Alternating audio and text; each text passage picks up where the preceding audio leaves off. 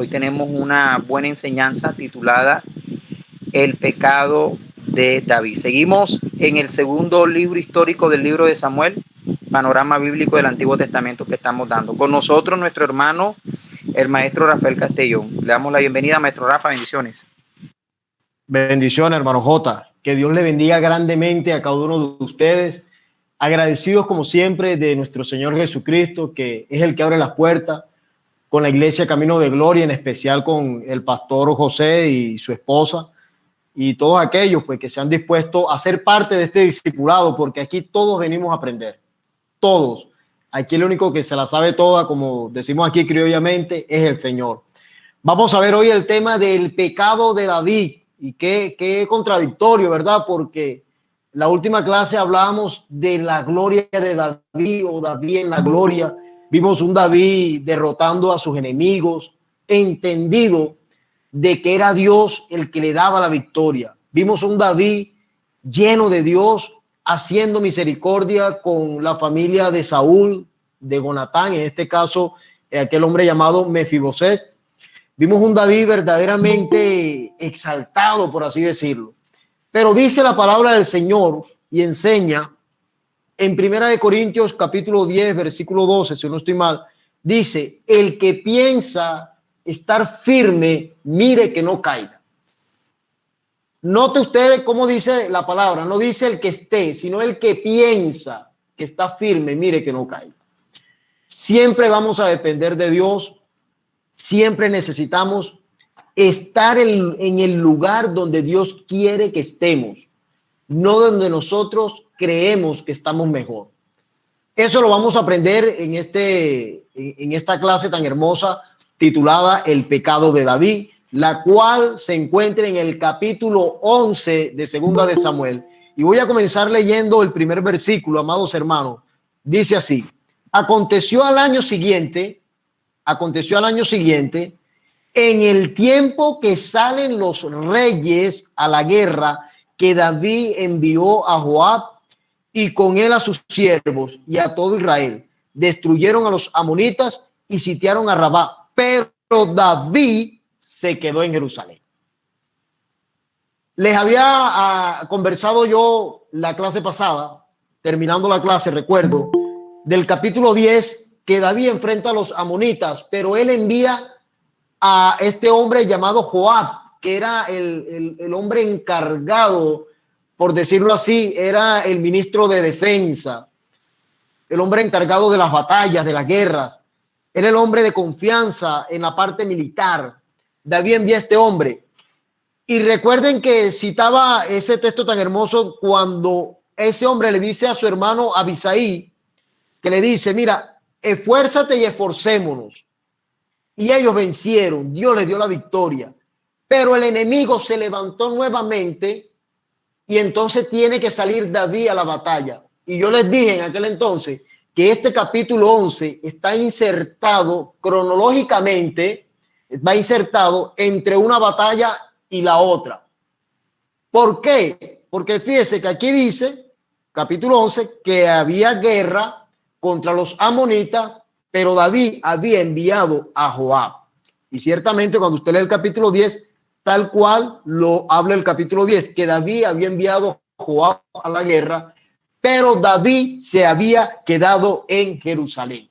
El tiempo de la guerra, habían tiempos donde los reyes para aquel entonces como que esperaban que el terreno estuviera bueno, que no fuera tiempo de invierno, que donde pudieran correr los caballos en el verano y todas esas cosas. A eso se refiere el tiempo de la guerra. No es que ellos decían, bueno, en octubre nos vemos las caras, o firmaban un pacto y decían, no, era que esperaban el tiempo, por decirlo así, atmosférico, que fuera perfecto para que los carros pudiesen correr, para que la gente pudiese desplazarse mejor y poder tener una buena guerra de parte y parte.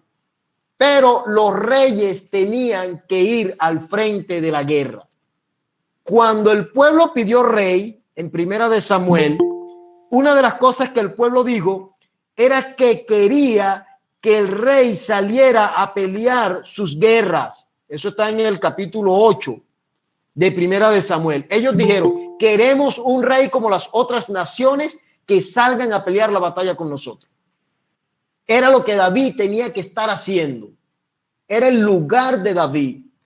Pero muchas veces el hombre de Dios y la mujer de Dios, cuando han alcanzado lugares hermosos en el ministerio, han alcanzado estatus ministeriales, por decirlo así, se quedan o se adormecen en la obra que Dios le ha dado. Y algo que debe de tener en cuenta el ministro de Dios, el hombre de Dios, es que siempre está llamado al servicio, no importa la posición, siempre estamos llamados a servir. Porque cuando usted y yo no nos ocupamos en lo que Dios nos ha entregado, entonces usted y yo estamos fuera de la cobertura de Dios, por decirlo así, y somos presa fácil del enemigo. La Biblia dice, Apocalipsis 3:11, he aquí yo vengo pronto, retén tu corona, retén lo que tienes para que nadie tome tu corona, retén lo que tienes. O sea, si Dios te ha dado un don, te ha dado un ministerio, te ha dado un lugar, tú y yo tenemos que ejercer lo que Dios nos ha dado y no tomar en poco las cosas que el Señor ha puesto en nuestras manos. David parece que después de aquel capítulo hermoso que hablamos de la gloria de David, parece que David ya estaba conforme, parecía que David ya como que dijo, bueno, ya yo soy el rey, ya yo no tengo que estar en las batallas, ya yo no tengo que hacer esto. No es que él iba a ir al frente de la batalla, pero él tenía que ir a organizar su ejército, supervisar. Ese era el trabajo de los reyes, porque el mismo pueblo no iba a permitir que él fuera adelante para que fuera presa fácil del enemigo, pero tenía que ir a hacer un trabajo. Por eso la Biblia aquí recalca y dice, pero David se quedó en Jerusalén. Sigue diciendo que David, estando en Jerusalén, que al caer la tarde, él comienza a pasear. Él comienza a pasear por el terrado y de pronto ve a una mujer que se está bañando. Pregunto, o preguntémonos nosotros, ¿será que esa mujer no sabía que desde donde ella se estaba bañando a donde David estaba, ella no sabía que si un hombre se colocaba allí podría verla desnuda? ¿Será que ella estaba tan inocente de estas cosas? Esa es una pregunta que queda ahí en el aire. Queda ahí en el aire. Y yo creo yo, no lo dice la escritura, que probablemente David no era la primera vez que había visto a esta mujer. Pero vamos a decir que era la primera vez porque es lo que la Biblia nos dice y no pretendo ir más allá de lo que la Biblia establece. Por eso dije, eso lo digo yo. Pero vamos a lo que la Biblia establece. Dice que David vio a la mujer bañándose y dice, la cual era hermosa. Hermano, si hay algo tremendo en el hombre y la mujer, es la vista. La Biblia dice en 2 Corintios 11:3, habla San Pablo y dice, me temo que como la serpiente extravió los sentidos de Eva, vuestros sentidos sean de alguna manera extraviados. Y lo primero que Eva hizo en el huerto del Edén fue ver el fruto. Ella vio el fruto. Por eso el apóstol Juan dice que la vanagloria de la vida, los deseos de la carne y los deseos de los ojos no provienen de Dios, sino del mundo. Y por la vista, hermano, nosotros si no velamos podemos caer. Si usted le pasa al frente una mujer y usted hermosa, por cierto, y usted puede mirar y decir, oye, la mujer está hermosa, pero hasta allí. Pero si usted enfoca su vista y su vista queda fija allí, mirando, observando, igual de una mujer a un hombre, porque esto puede pasar en ambos sexos, y queda mirando allí, la mirada va entonces a llevar información a la mente y la mente va a comenzar a maquinar y a pensar cosas que no debe, porque el campo de batalla es la mente. Eso fue lo que le pasó a David. David se queda mirando a la mujer al punto que se da cuenta que es hermosa. Imagínense, yo no me imagino a esa mujer bañándose con ropa, estaría desnuda. Y David era un hombre de buen porte. Dice las escrituras cuando lo ungieron que era un varón rubio, hermoso de parecer. Entonces, hermano, Yo me imagino a David atraído por aquella mujer, y lo peor de todo es que David manda a preguntar por ella. Es allí donde comienza el pecado a tomar forma. Ya estaba pecando de salida, porque Jesucristo dijo, el que mire a la mujer y la codicie, ya ha adulterado en su corazón. Pero ahora el pecado comienza a tomar forma y fuerza, porque el pecado es un poder satánico, por cierto, pero tiene poder. Por eso es que muchas personas les cuesta librarse de la mentira, les cuesta librarse de ser tramposo, les cuesta librarse del alcohol, de tantas cosas, porque es un poder. Pero sobre ese poder está la sangre de Jesucristo. Sobre ese poder está el amor de Dios que viene a restaurar nuestras vidas hoy, como el caso de David. David manda a llamar a la mujer. Oye, era el rey, o sea, lo que el rey decía, eso tenía que hacerse. Y buscaron a la mujer, se la trajeron a David, y dice que David la tomó y vino a él y durmió con ella. Consumió el pecado. Ahora, ¿será la primera vez que David hacía esto? Bueno, acordémonos que David a esta altura de las escrituras ya tenía como 3 o 4 mujeres ya. Ya era un hombre ya adúltero. Ya era un hombre adúltero. Pero aquí en este punto, David fue mucho más allá del adulterio, porque un pecado te va a arrastrar a otro.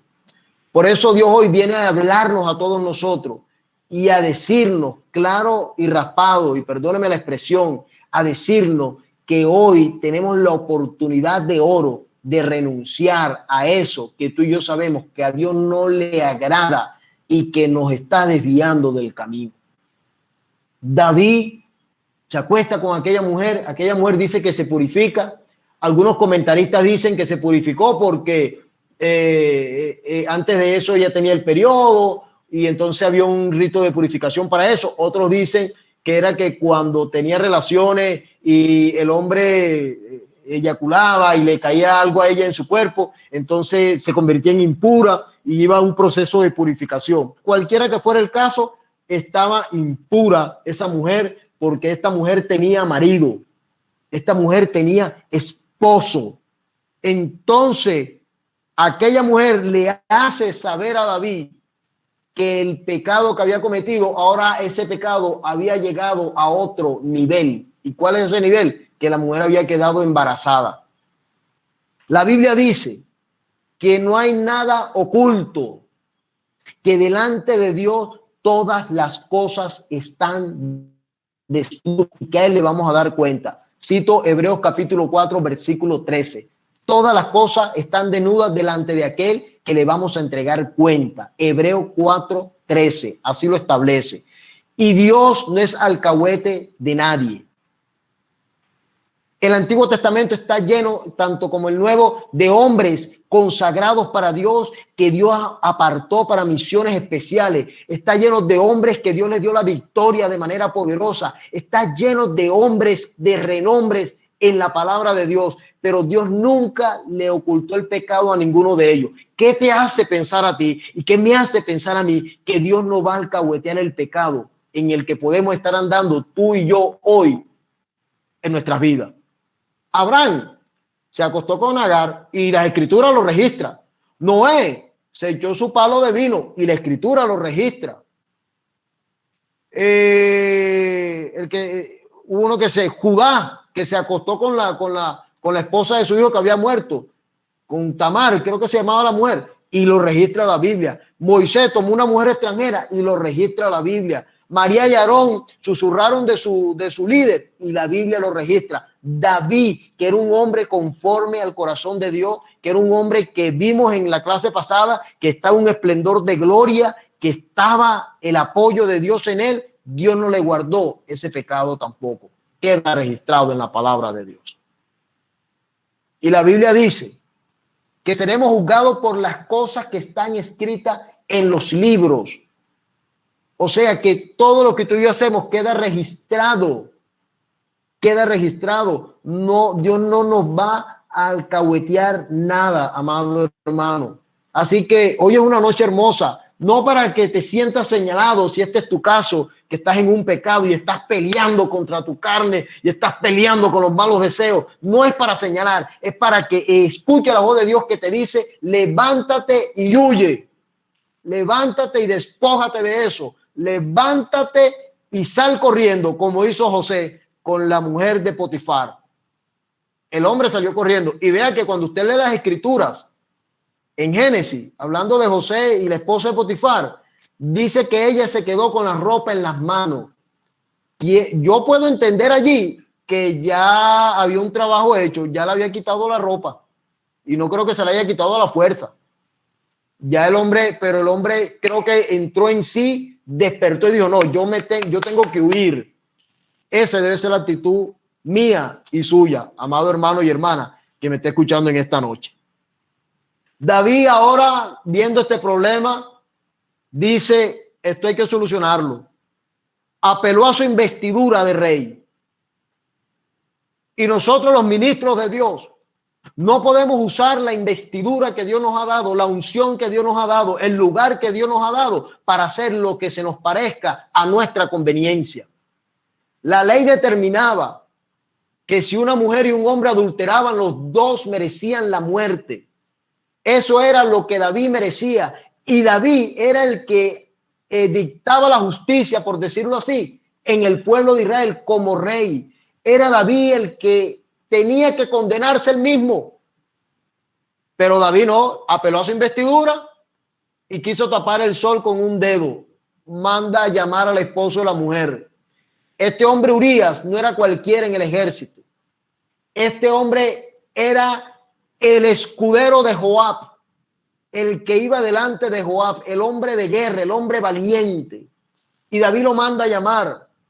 Y David lo emborracha. Y David lo seduce, vete para tu casa. Pero este hombre era fiel, hermano. Este hombre le dice a David, oye, mi rey, ¿cómo voy a dormir yo en mi casa con mi esposa? Si el arca está por allá en una tienda y tú estás aquí, no, mi rey, yo tengo que velar. Un hombre fiel, hermano. Un hombre sin malicia. Un hombre que de alguna manera prefirió las cosas de Dios que a su propia esposa, por decirlo así, porque él sabía que estaba en tiempo de guerra, cosa que David no había entendido en el principio. David debía de estar en la guerra. Si David se hubiera ido para la guerra, esto no hubiera acontecido en ese momento, por lo menos. Si usted y yo hacemos lo que Dios nos ha mandado hacer, no vamos a estar por allí pecando. Y cuando hablo de pecar, no hablo de que seas adúltero nada más y de que yo sea adúltero. Hablo de que podemos ser mentirosos. Hablo de que podemos ser cizañeros. Hablo de que podemos codiciar cosas. Eso es pecado también. Pero cuando usted y yo nos dedicamos a lo que Dios nos ha mandado hacer, difícilmente vamos a nosotros a darle cabida al pecado. Difícilmente vamos nosotros a dejar que Satanás nos seduzca porque estamos en las cosas de Dios. Por eso dice el Salmo 1, bienaventurado el que medita en la ley de Dios de día y de noche. O sea, que está siempre atento a servir a Dios. No te sientas cómodo, hermano y hermana. No te sientas cómodo en el lugar que estás. Sigue sirviendo, sigue trabajando, sigue dando lo que tienes, porque no es tuyo, es de Dios y es para la iglesia. Viene David y nuevamente intenta enviar al hombre a su casa, pero el hombre, mire, fiel, un hombre fiel hasta la muerte. Un hombre que había entendido su posición y su momento. Era el tiempo de la guerra. Él sabía que después del tiempo de la guerra tendría tiempo para estar con su esposa. Y ahí tenemos que nosotros aprender también. Nuestra familia tiene un tiempo y debemos de dedicárselo y debemos de estar allí. El ministerio también lo tiene. Debemos de discernir. Eclesiastés capítulo 3 habla del tiempo. Tiempo de llorar, tiempo de reír, tiempo de esparcir, tiempo de recoger. Hay tiempos. Urías había entendido que era el tiempo de guerra, que él había sido llamado a ese trabajo y tenía que estar allí.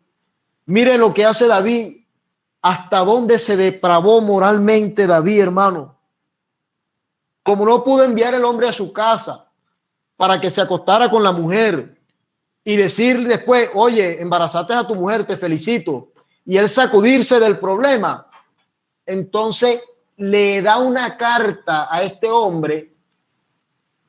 Imagínense, le da una carta donde la propia carta dice que él iba a morir, por decirlo así. Si usted tuvo que haber leído, usted me tiene que estar entendiendo lo que yo estoy hablando. La propia carta va dirigida a Joab, le dice: Joab, necesito que me pongas a Urías al frente de la batalla y cuando vengan a atacar ustedes retírense. O sea, prácticamente le digo: Joab, mátalo, mándalo a matar, que lo mate el enemigo. Eso aconteció así. Y David sabía que este hombre era fiel, hermano, que envía la carta con él. O sea, había una confianza. Imagínate eso, hermano. Había una confianza que David decía: este hombre es tan fiel que no va a abrir la carta. Vale la pena, hermano, ser fiel. Ser fiel en el Señor tiene recompensa. Urías fue fiel hasta lo último. Urías llevaba la sentencia de muerte de su propia mano, confiando en que el rey estaba mandando una buena noticia o una noticia referente a la guerra para Joab, pero no. Ese era su pensamiento, pero la realidad era que él llevaba su sentencia de muerte. Esa era la gran verdad. Y él le entrega esa carta a Joab y tal cual sucedió. El hombre lo mandan al frente de la batalla y muere.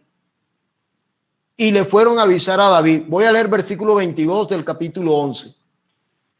Fue el mensajero y llegando contó a David todo aquello a que Jehová le había enviado. Y dijo el mensajero a David: prevalecieron contra nosotros los hombres que salieron contra nosotros al campo, bien que nosotros le hicimos retroceder hasta la entrada de la puerta.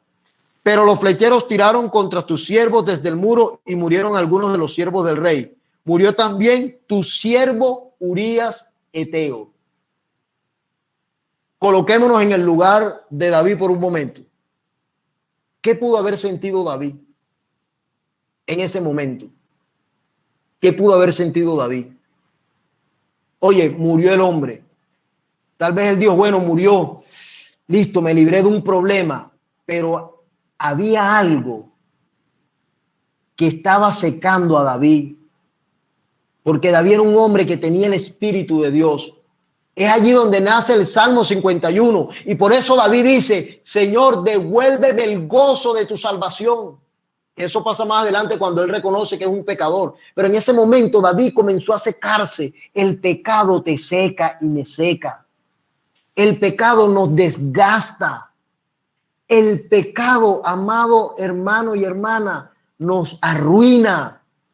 Y de a partir de este momento vamos a nosotros a comenzar a estudiar la ruina o la declinación del rey David en su vida ministerial y familiar a causa de este pecado que cometió David.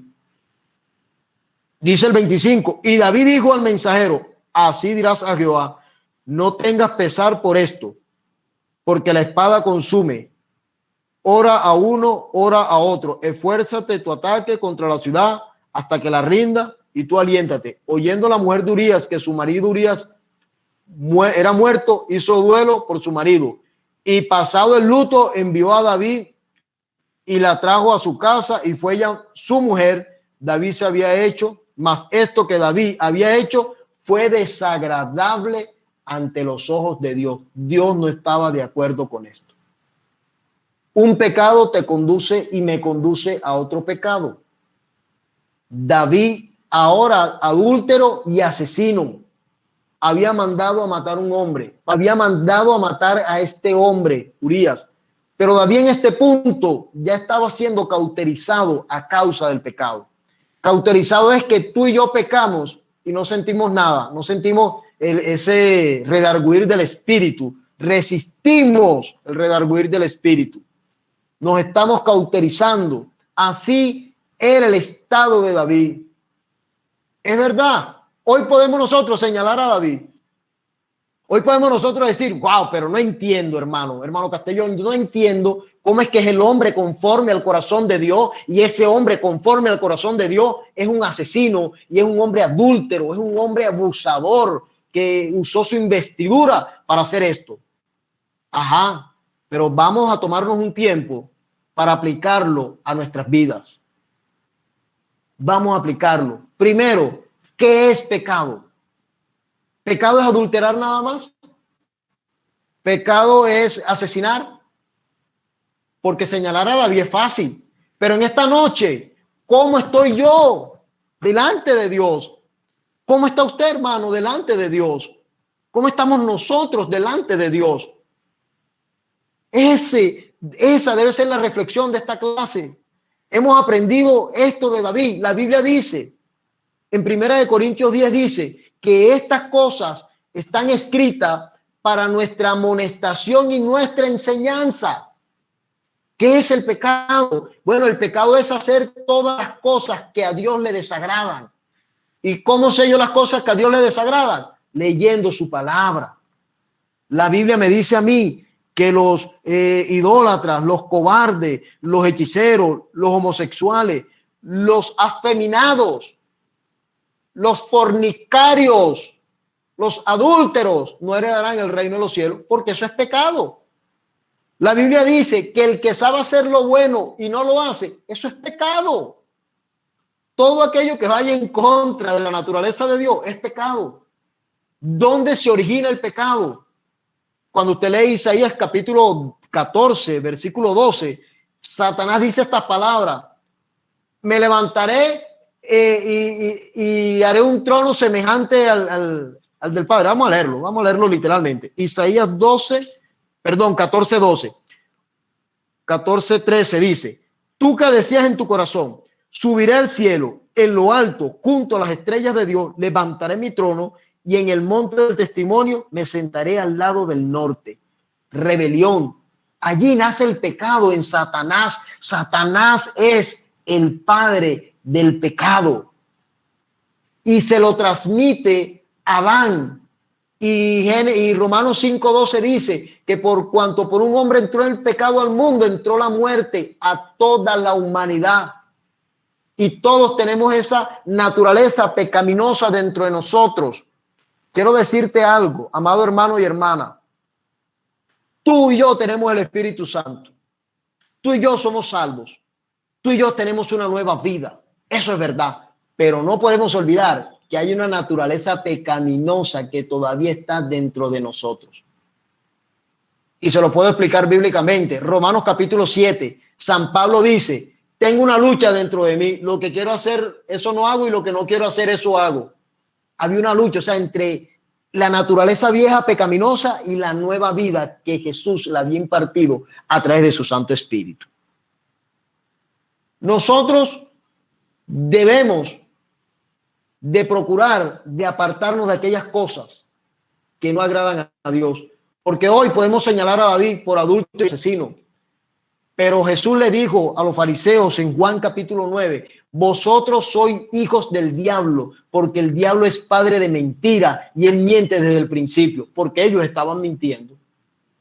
Entonces, muchas veces tenemos vidas pecaminosas, tenemos vidas muy alejadas de Dios, aunque vamos a una iglesia, inclusive aunque damos una clase, aunque predicamos, aunque cantamos, aunque ministramos en grandes campañas, aunque hacemos grandes obras y tal. Pero muchas veces, hermano, eso termina siendo una fachada, porque nosotros sabemos que estamos haciendo cosas que no agradan a Dios.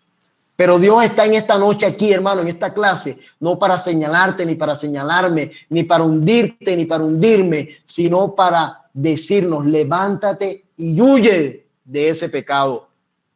Levántate, levántate, que tú puedes. Corre. Aléjate de eso.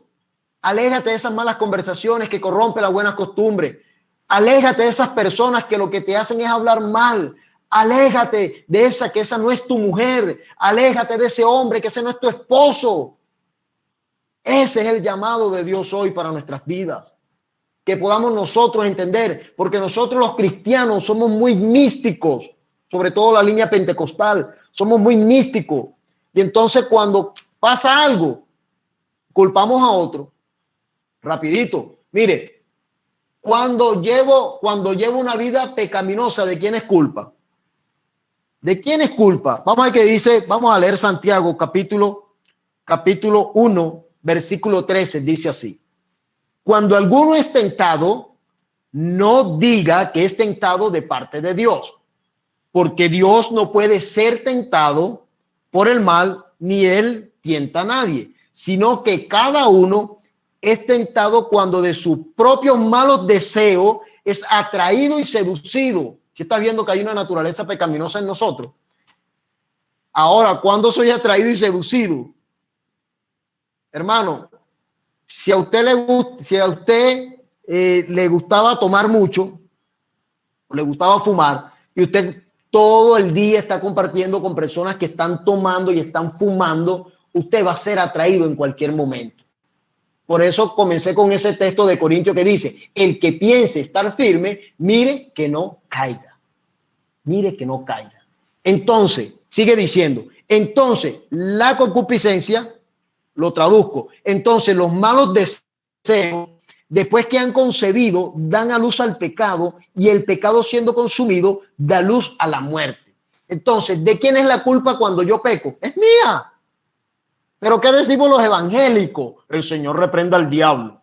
Ese fue el diablo.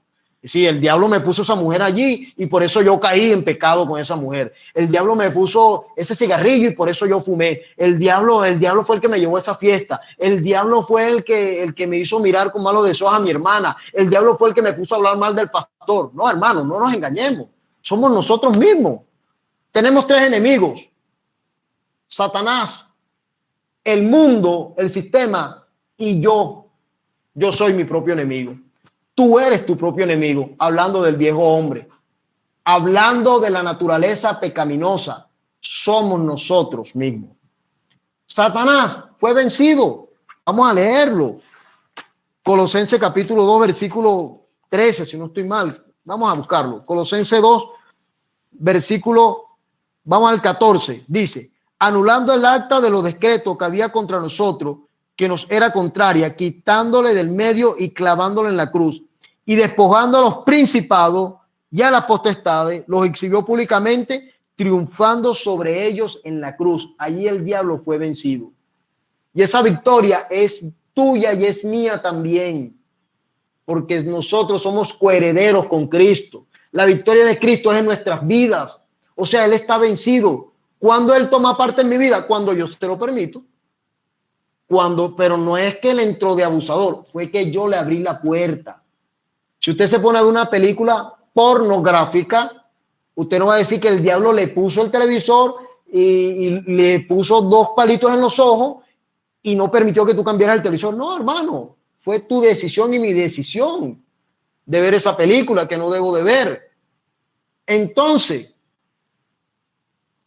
sigue diciendo en Colosenses que los exhibió públicamente, o sea, están vencidos.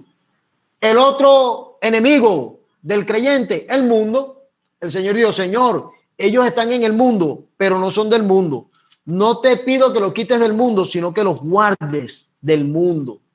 Pero el Señor Jesús dice: en el mundo tendréis aflicciones, pero confiad, yo he vencido al mundo. Juan 16, versículo 33. El Señor mismo dice: yo he vencido al mundo. El mundo está vencido, pero ¿quién tuvo esa victoria? Cristo. O sea, soy un vencedor en Cristo.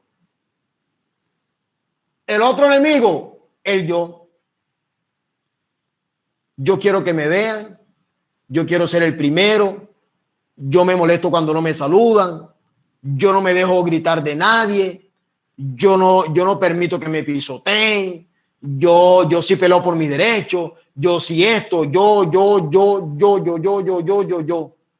Ese es el enemigo. Por eso San Pablo dice, me encanta ese texto del apóstol San Pablo, Gálatas 2:20.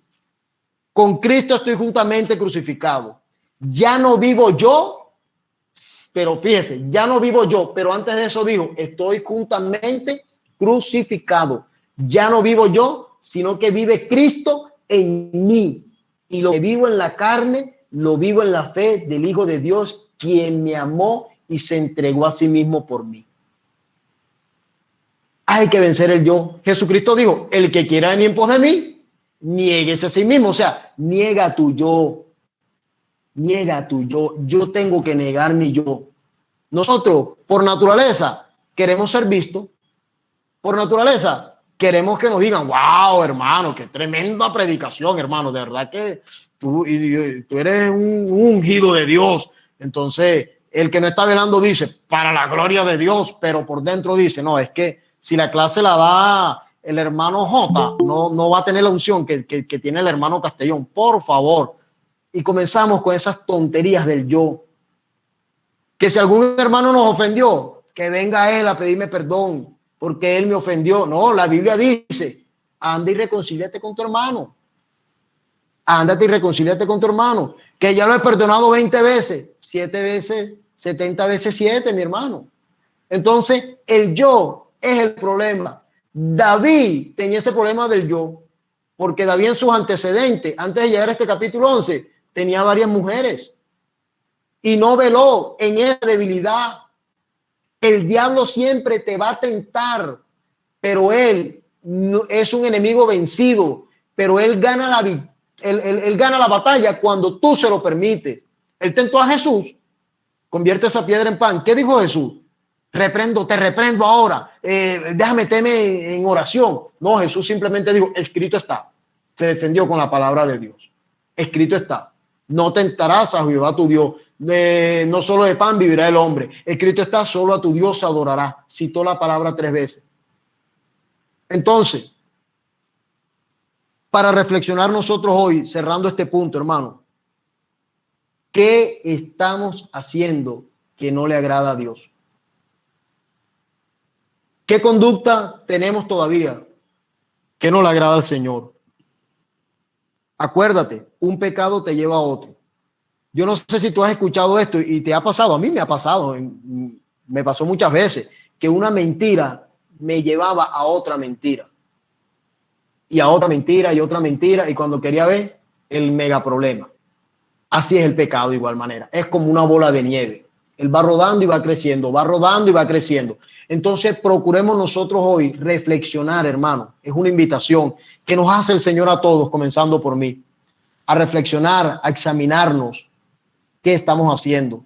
Porque el pecado, dice la Biblia, que su paga es la muerte. Y las consecuencias se pagan caro, hermano. Lo vamos a ver a partir del capítulo 13 en adelante. Perdón, del mismo capítulo 12, el próximo lunes. Vamos a ver que el pecado se paga caro, hermano. Muy caro. Por eso, la invitación de parte de Dios hoy es, levántate y huye. Qué tremendo, ¿verdad? En una ocasión el Señor le dijo al profeta, levántate y come porque largo camino te resta. Pero hoy nos puede decir como le dijo a José, o como José actuó, levántate y huye. Huye de la murmuración, huye de la fornicación, huye del adulterio, huye de la mentira, huye de la codicia, huye del chisme, huye, porque Dios quiere bendecir tu vida. Que el Señor te siga bendiciendo grande y poderosamente.